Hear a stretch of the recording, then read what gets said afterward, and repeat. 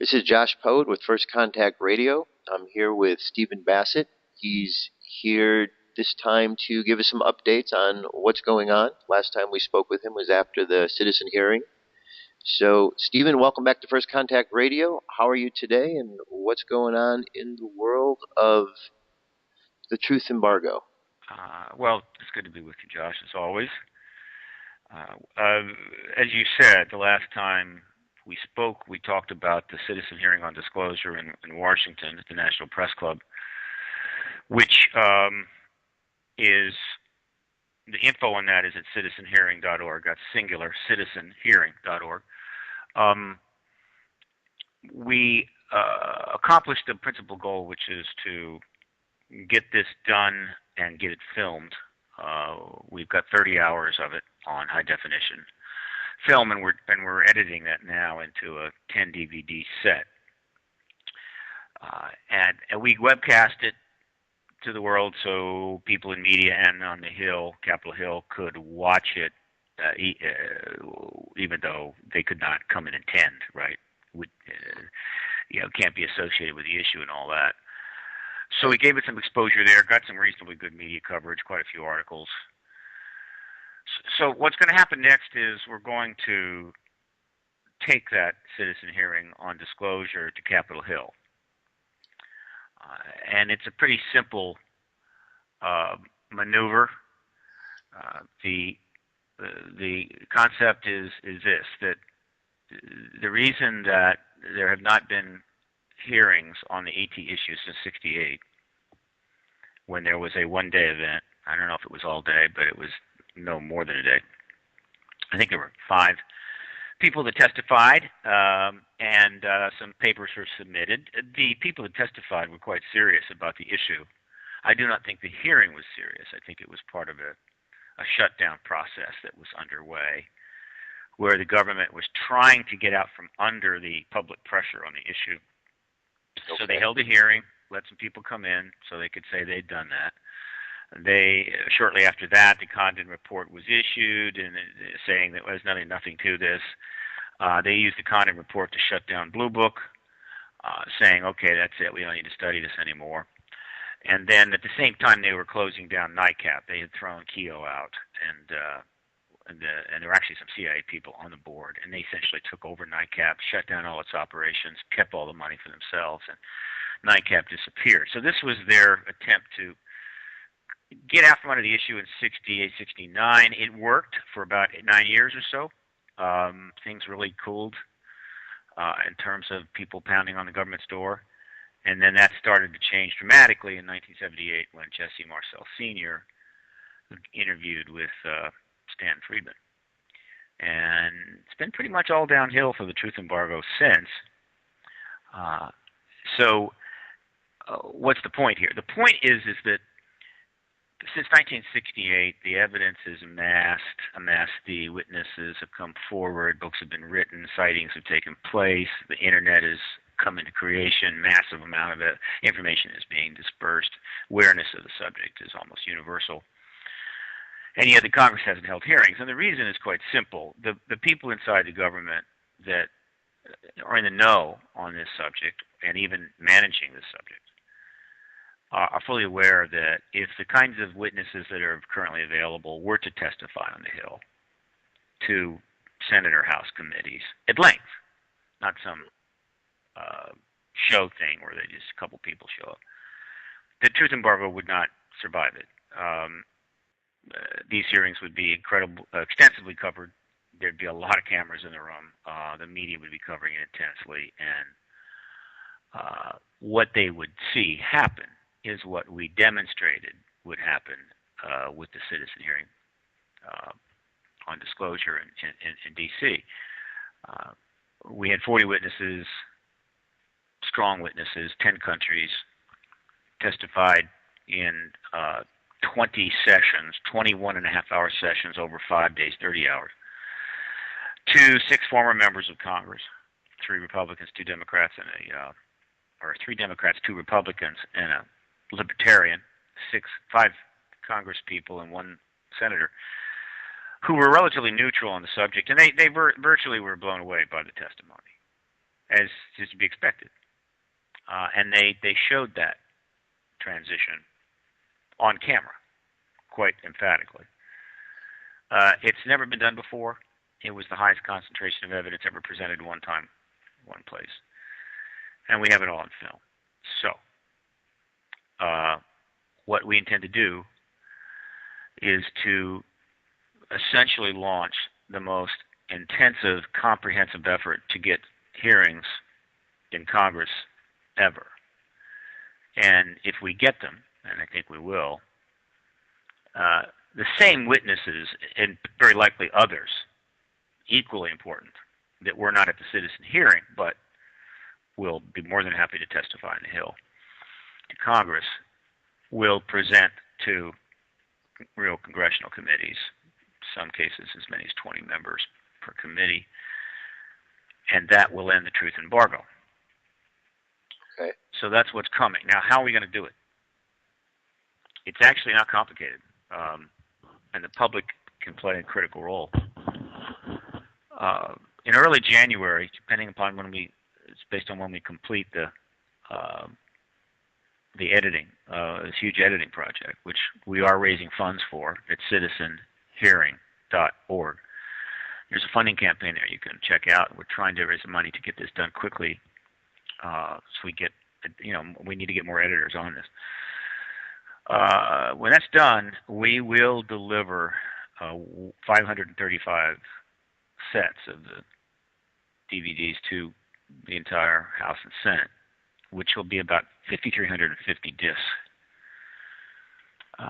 That will be sent on a particular day, and it will take about 7 days for those DVDs to arrive in those offices, which contain about 1,000 staffers.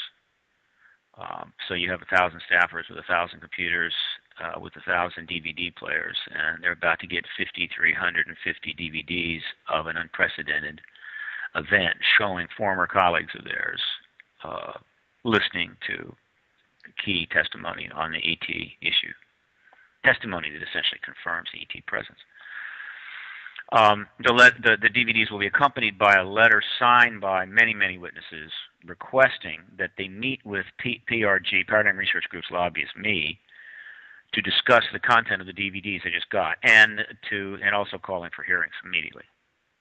Okay. So that'll be on its way, and there will be a lot of publicity leading up to that, so that the Congress is going to know those DVDs are coming.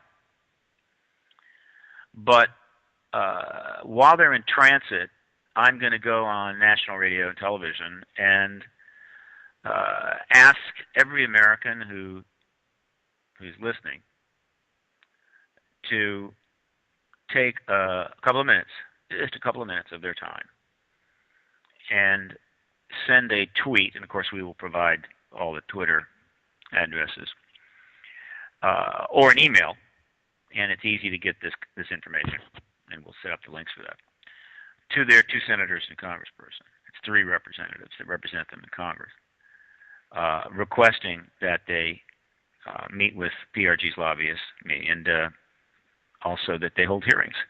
And we'll ask them to do it in a very concentrated time frame, which will be like the days leading up to the arrival of those DVDs and the days after. So we hope to generate thousands of tweets. It's called a tweet storm, by the way, and a lot of emails, which usually using email forms. They don't give out email addresses much anymore. You have to go to their site, and you have to send it in on their email forms, which is fine. It's the same deal. They'll be getting all these in numbers large enough that they can't ignore them, and then the DVDs will arrive. And Sounds great. We're going to do everything we can to make sure these staffers start looking at these DVDs. And then shortly after that, I'll be knocking on their door. Okay. You know who we're going to approach first. We're just going to start going down the list to get meetings.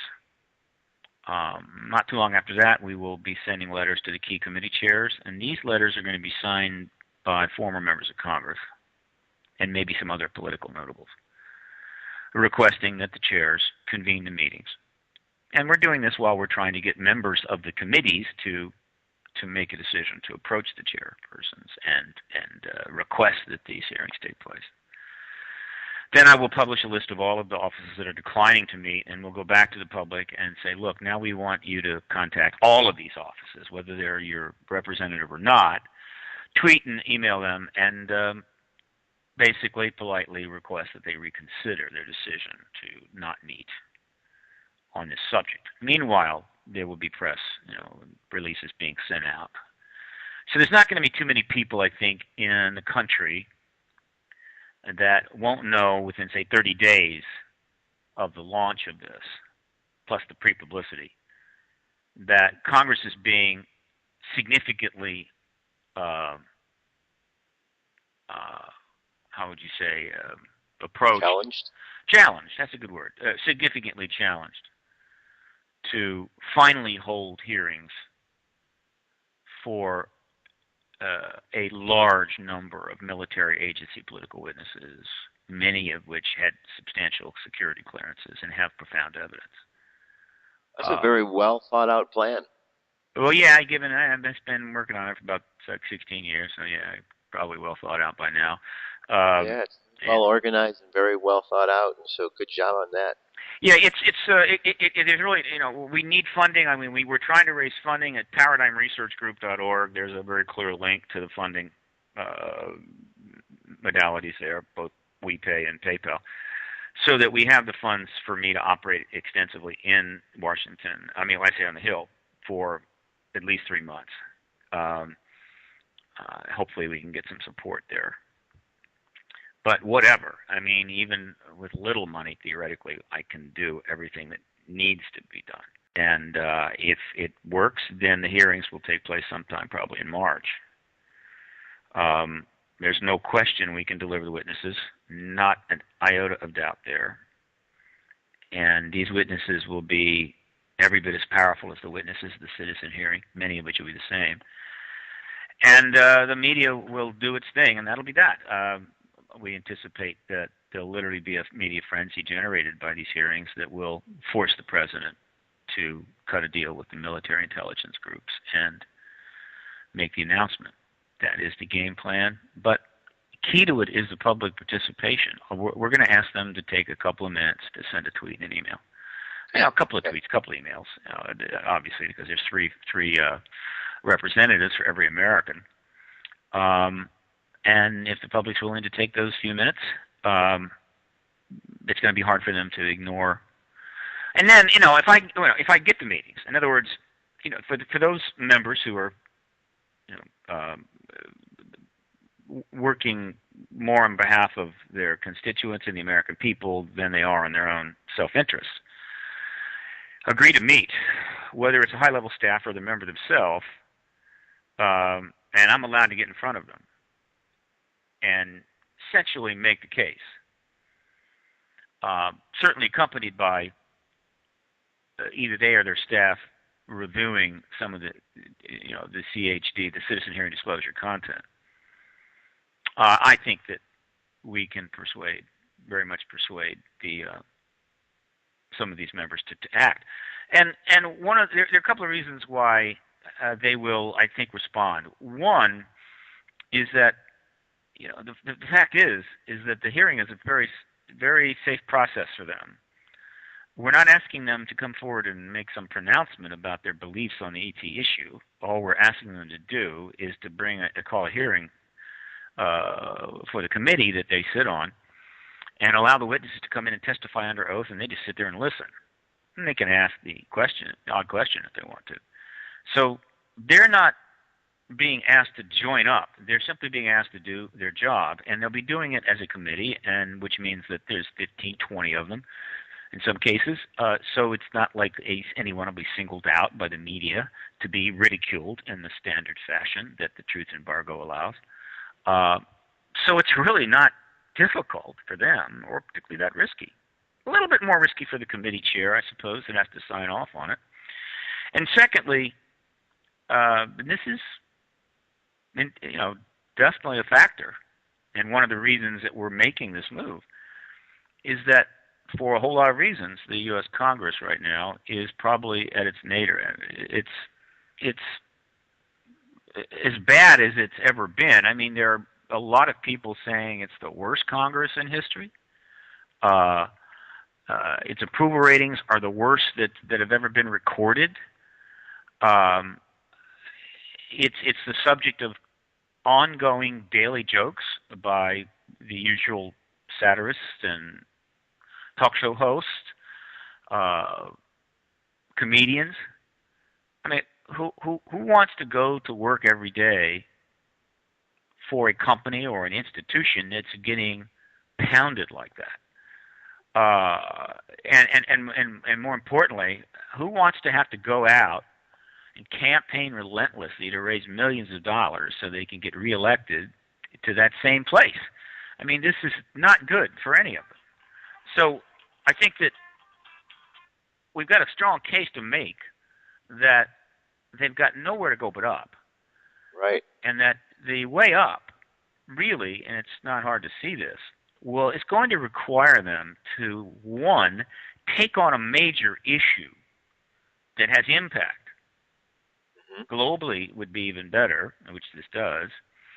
And it needs to be an issue that is clearly nonpartisan, so that there's very little likelihood that the hearings and the engagement by Congress will decay, as it often does, into a hyper-partisan blatherfest, which just insults everyone's intelligence and just makes people hate them more. Well, this issue is it. I mean, it's completely nonpartisan, and it's profoundly important. So I'm saying this is your way up, guys and gals. You hold these hearings, watch how fast your approval ratings go up. So this is part of the timing, and why we're doing it. It's very notable that for whatever reason, and I'm bemused by this, I think it may just be a coincidence, but it may not be. The House Space Science and Technology Committee on the 4th of December held a 1.5-hour hearing for 3 witnesses to testify about astrobiology and kind of the latest efforts to assess and determine our ability to identify life outside the planet, really meaning microbial life, nice, safe little microbes. The most important probably testimony at this hearing was that one of the astrobiologists, Dr. Sarah Sager, she brought into play the latest planetary census material. She way understated the life planets, potential life planets that are out there, which are now recognized as potentially in the billions, tens of billions. Which kind of makes the point that the idea of life being only on the Earth is now becoming an absurdity, very much the same way that the idea of the Earth being flat became an absurdity. The universe just appears empty and the Earth just appears flat. But what was most notable, in my view, of this particular hearing of the 4th was, one, is that everybody got along. The Republicans and the Democrats got along just fine, and they asked some questions and made the odd joke, but it was perfectly fine, which is to be expected. There's just no partisan angle here that they can use to beat each other up on. And secondly, which was quite notable, was not there weren't many cameras there. I mean, it was filmed, and you can find it on YouTube, Congressional Hearing Astrobiology. But there was a huge number of articles written about it around the world. I mean, it was substantially written up. And that's just a little astrobiology. Right. Just imagine the write-ups and the coverage. If 30 witnesses were, many of which were Air Force officers and military officers with security clearances, were going to be appearing on the Hill to discuss their engagement and information about potential, if not definite, extraterrestrial activities and phenomena. Just imagine that. Okay, well, something like that would certainly get a lot of attention. It's hard to imagine that it wouldn't, based on the responses of those that had an opportunity already to hear. the presentations at the citizen hearing. I mean, they all changed from when they went in to the end. Mm-hmm. And so I think that would only spread. The numbers are with you, too. So the odds are with you. So that's good. That's very good. Now, out of that, there was talk about taking this to an international level last time, correct? Yes, indeed.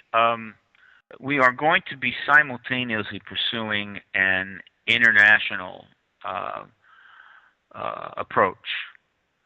And this is going to be done through a new entity that has just been set up, a 501c3 nonprofit called the Citizen Hearing Foundation. The website is up. It's citizenhearingfoundation.org. That's singular, citizenhearingfoundation.org. Okay. This was a request made by the committee that sat in hearing on the citizen hearing, the former members of Congress, who felt that the UN needed to be engaged, which is true. The UN was last engaged on this issue in 1978, when a resolution was submitted that to the General Assembly. It was passed to set up a commission to, quote, address the UFO issue, which is what it was called then. Okay. That commission, of course, didn't do anything because it was 1978, and the Security Council members, which were headed by the U.S., was not going to allow the UN to get in and muck around on the ET issue during the Cold War. So it did nothing. But clearly, this is a subject that the UN ought to be dealing with. So we, at their request, set up the foundation so that we could accept tax-deductible contributions to pursue a joint resolution, hopefully a joint resolution, multi-nation joint resolution to the General Assembly, which has to come in from the countries and their UN ambassadors, the UN representatives, for a UN-backed World Conference. And we already have 9 advisors on the board. We'll have probably 20 fairly soon. We'll have advisors operating out of all of the countries that we're going to initially focus on. Okay. And the funds will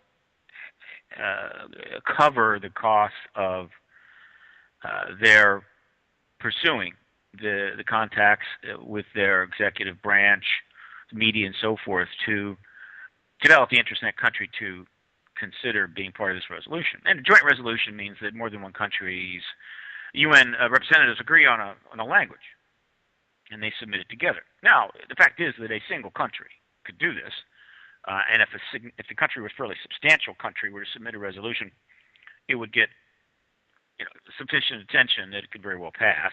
But we're going to initiate the process as a joint resolution process. And with those funds, we'll set up an office in New York near the UN, and we'll get this underway. So that's Citizen Hearing Foundation. You can see the communique that made this request by the former committee members, and you can see other stuff there at citizenhearingfoundation.org. Here, we're hoping a major funder will step forward. An individual who can put in a couple $100,000, get the tax deduction, and allow us to operate fast, move quickly. Also, a substantial contribution would legitimize the foundation and make it much more likely that others would do matching funds. So it's pretty likely that the Congressional Hearing Initiative will be operating side by side with the international initiative to the UN, which is they'll reinforce each other. And the idea, so we have the basis to attracting both national press and then international media into the issue simultaneously. We're trying to create a synergism there, and that will again bring the issue further out into the public perception and generate a sense of action and urgency. So this is going to happen too. Very good.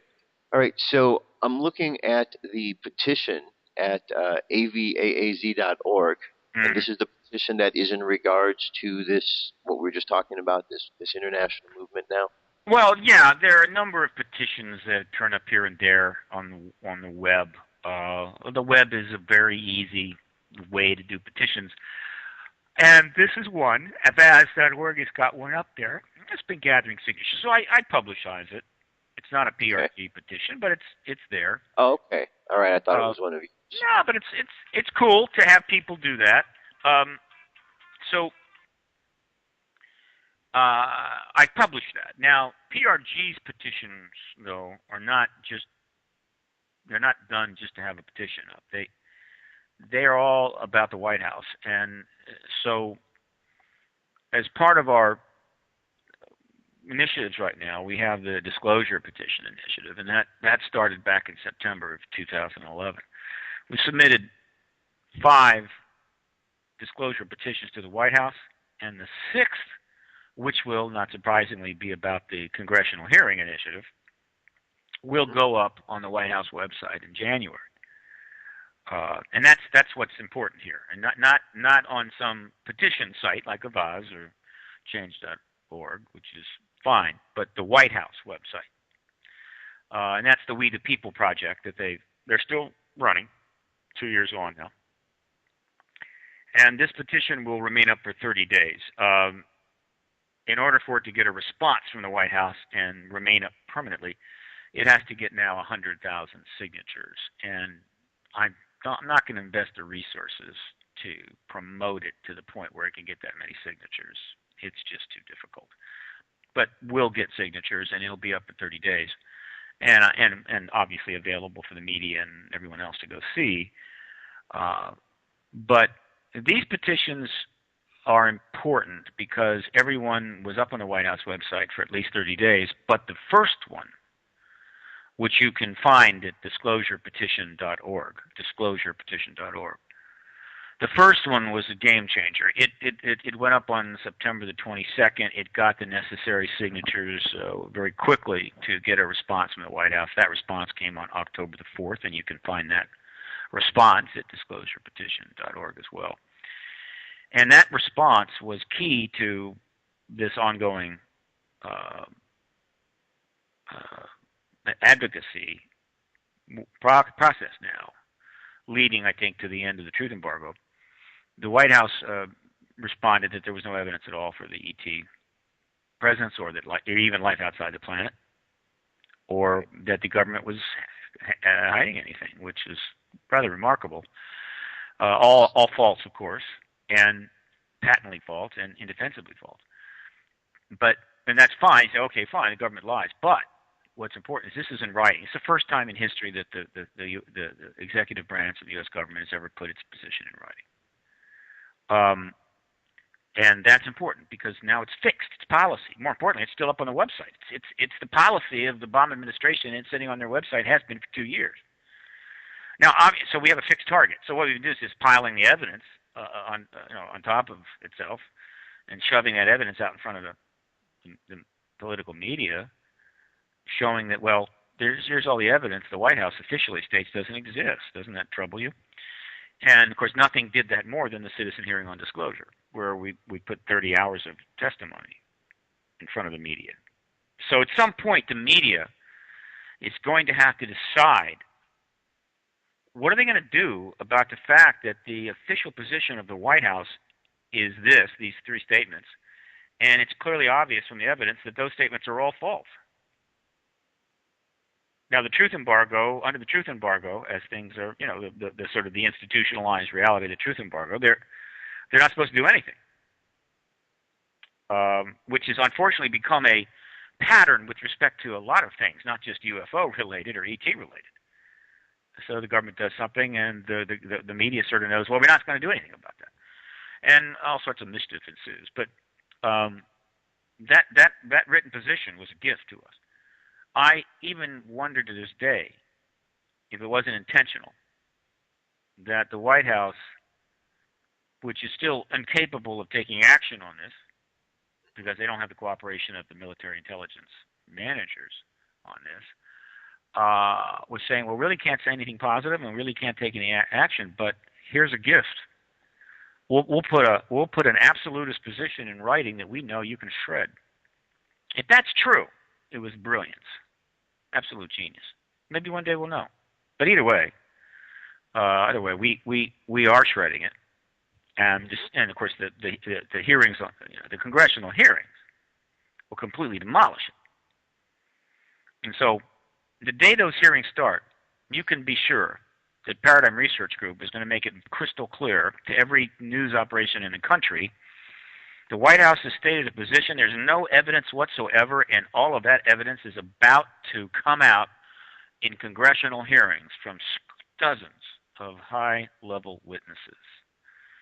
If that doesn't get the media going, I can't imagine what would get them going. So that's the plan. It's very straightforward. Okay. Now, all of this, you have the footage from the hearings. Is that going to stand on its own, or is that all part of this truth embargo movie? Is that all no. All of the citizen hearing material is its own material. Okay. The DVD sets are going to be sold worldwide, hopefully generating some income so we can do more stuff. But they will be delivered gratis. We wouldn't want the members of Congress to spend any of their own money, God knows.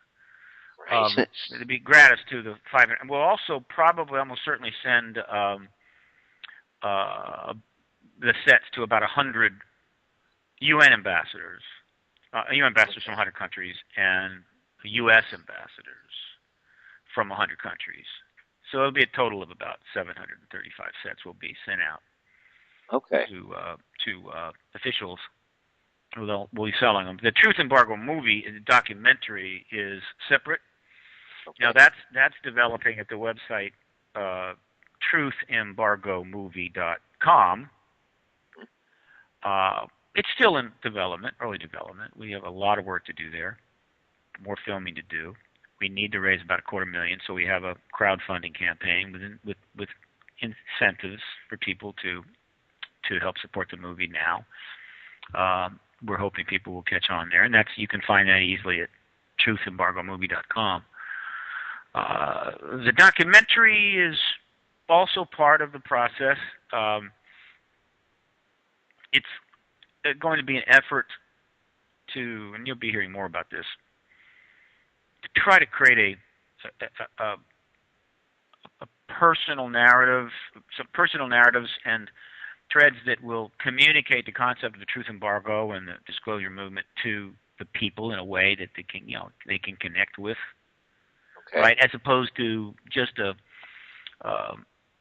bunch of talking heads just giving out data points and little clips and things. We're going to try to create something that's different. We're going to do our best to make it good enough for the theaters, and if we continue to get good funding, that will help us to drive a distribution deal. Making a film is hard, but getting distribution may even be harder. It's a brutal arena, and if you don't have some chips, if you don't have some leverage on your side, you're just at the mercy of people that absolutely don't care what's in the movie. So we want to get this in the theaters. I can't guarantee it. There's obviously plenty of ways to distribute a film now. That's all changing every day, and that's great, and we're happy. But I want it in the theaters because that, theatrical distribution gives it a good deal of gravitas in the mind of the people. It gives it the appropriate, I think, degree of consideration that an issue of this magnitude deserves. And it's very notable. There may be one exception to this way back that I almost don't count. I just don't think it's in the genre. But it's very interesting to note that the extraterrestrial alien thing is the single highest grossing genre in the history of film. Right. I know this because I researched it. About 300 plus movies with ETs or aliens in them, in one way or another, including animation, have been made since 1950, as well as scores of television shows, series. And I've given a reasonable estimate that in 2013 dollars, the amount of revenues that the films generated through ticket sales, product sales, DVD sales, plus the ad revenues generated from the television series is somewhere in the range of $75 billion that went into the entertainment industry. And as we know, the highest grossing movie in history, right? And there will soon be, by the way, at least 2 more of them that are starting early production. 2 sequels are being created at the same time, which is interesting, is, of course, Avatar. And for those that may have forgotten, Avatar was about extraterrestrials. Right. And Avatar generated $2.78 billion in world ticket sales. That said, not a single documentary addressing the extraterrestrial issue, and there have been hundreds, has ever been given theatrical distribution. Odd, isn't it? It is very odd. You would think that, hey, right, the subject obviously has massive appeal. Documentaries cost very little, so we could, create a documentary. We could buy documentaries for $1 million, $2 million bucks, and put it in theaters, and even only generated $20 million. I guess we're doing pretty well, aren't we? Nope, haven't done it. I want to break that barrier. And if we can get the public behind this documentary, Truth Embargo, we can get some funding from some people, and we can get some support, we'll make it well, and we'll get it into theaters so that the world can go to the big screen and see a big issue. Right. That would be the place for it to be. Mm-hmm. We think the door is there to open. The stars have aligned. The timing is right. And it can be done. So we're doing that. Now, I can mention that while we're getting that together, I invite people to also maybe participate elsewhere to pad it out a little bit. And there's a number of things they can do. For one thing, and I'll be sending out a substantial update on this soon. And by the way, if people want to receive the updates about PRG's work, they need to email a subscription request it's free, to prg@paradigmresearchgroup.org. And of course, that contact information is on the website in many places. But I would invite people to go to World Disclosure Day, worlddisclosureday.org, and endorse it. This is the day that PRG is promoting as July the 8th to be the day that people can focus, maybe build events around, and to draw attention to the disclosure advocacy movement. Okay. I invite people to go to exopoliticsworldnet, I'm sorry, exopoliticsworld.net, and consider, if you are interested in the subject and knowledgeable and also webmaster, setting up a website for your country. We'd like to get about 100 countries with at least one portal website. We have, 15, 16, 17 now. But we're looking for volunteer webmasters that will acquire the domain, the appropriate domain, and create and manage a site for as many countries as possible. We're also looking for people to do the same at exopoliticsunitedstates.net, where we're trying to get as many states to have at least one portal site. Exopolitics Missouri, exopoliticsflorida.net, and so forth, operating. So we're looking for people to volunteer to do that. And also, I'd like to get PRG's Political Action Committee going again. This is x-ppac.org, x-ppac.org.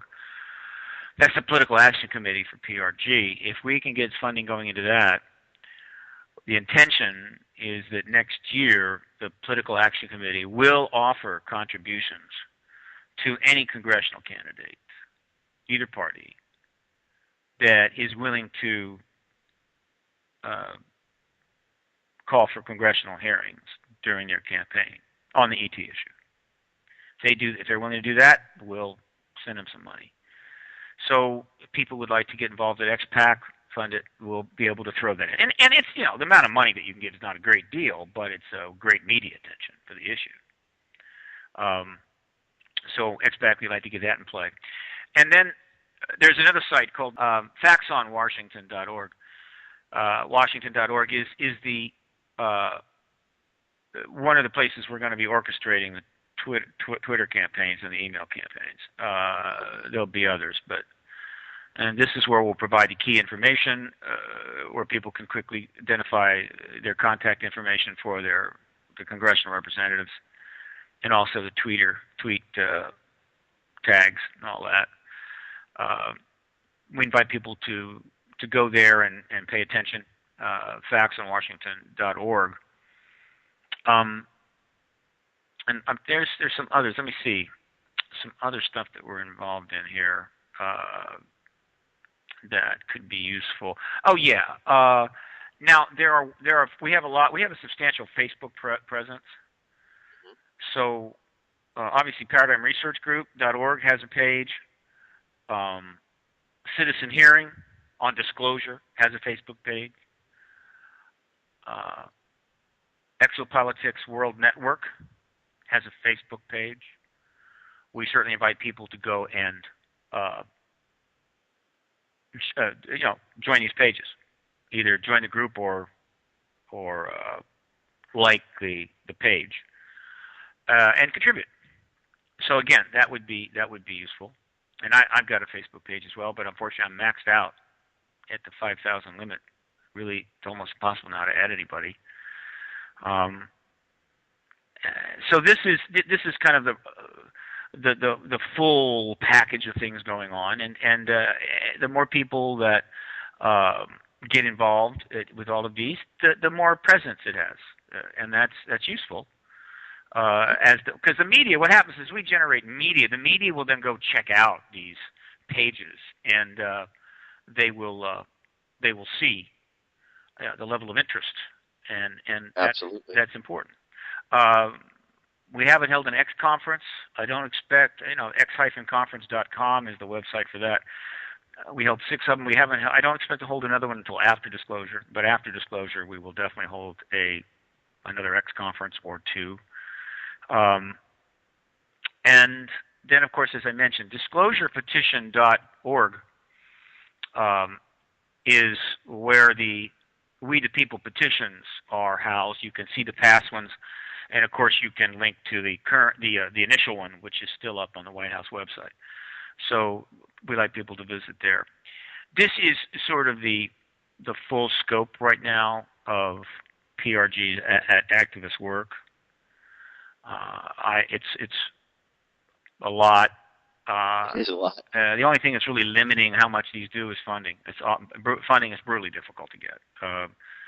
It's remarkable how many people in this country who are very, very wealthy who really know the ET issue is real. We know that they know the issue is, but they won't fund it because they're still under the illusion that the truth embargo would hurt them, that they would be harmed, that they would be embarrassed, and by and large, other than the odd joke from the odd, ill-informed person, they would be on the right side of history.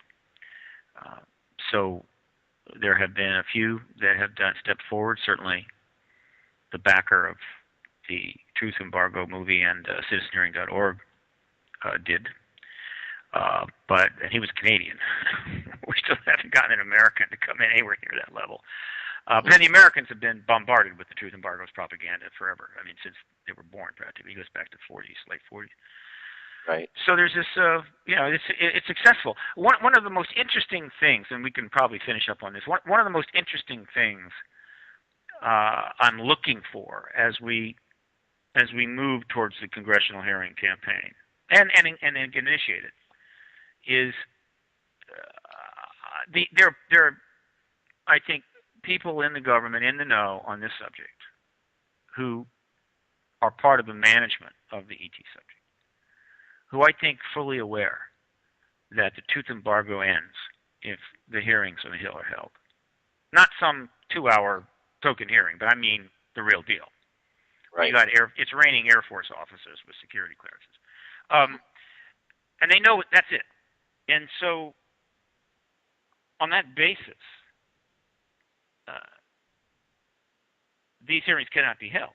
And so, if in fact their position and they're holding sway on the policy, their position will be that we have to block this. It cannot be allowed to take place. And so I'm going to be watching very carefully for any and everything that might indicate that a move to block is underway.